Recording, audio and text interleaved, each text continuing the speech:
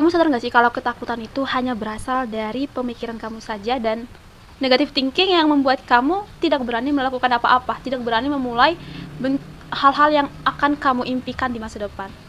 Dan ketika kamu bermimpi ingin melakukan sesuatu, ketika kamu ingin memulai, contohnya ingin membuat konten dengan merecord diri kamu sendiri, tapi kamu takut. Padahal yang kamu takutin itu sebenarnya nggak akan terjadi gitu.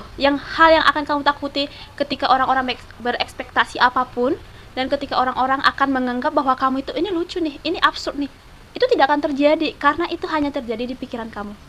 Dan ketika aku mengalami ketakutan di masa lalu, ketika aku ingin merecord konten seperti ini, berbicara di depan kamera, aku pertama-tama itu merasakan apa ini tanggapan orang kepada aku ya, bagaimana ya aku mereaksikan diriku ketika orang memutar kontenku, bagaimana ya cara aku menghadapi mereka, komen mereka, ekspektasi mereka gimana.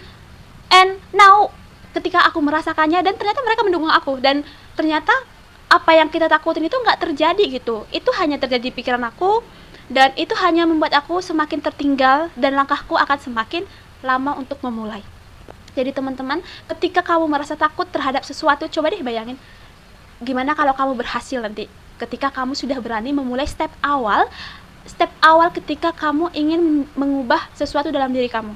Contohnya, ketika kamu ingin menjadi seseorang yang besar, ketika kamu ingin menjadi seseorang atlet, pasti hal yang pertama kamu lakukan adalah mulai berolahraga sesuai dengan bidang kamu.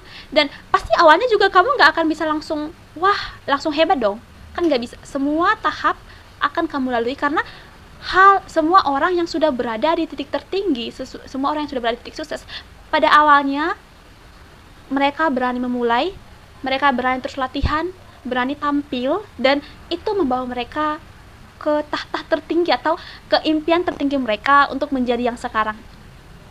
So, your fear it's not your deficiency, but your fear it means like your strength to your future.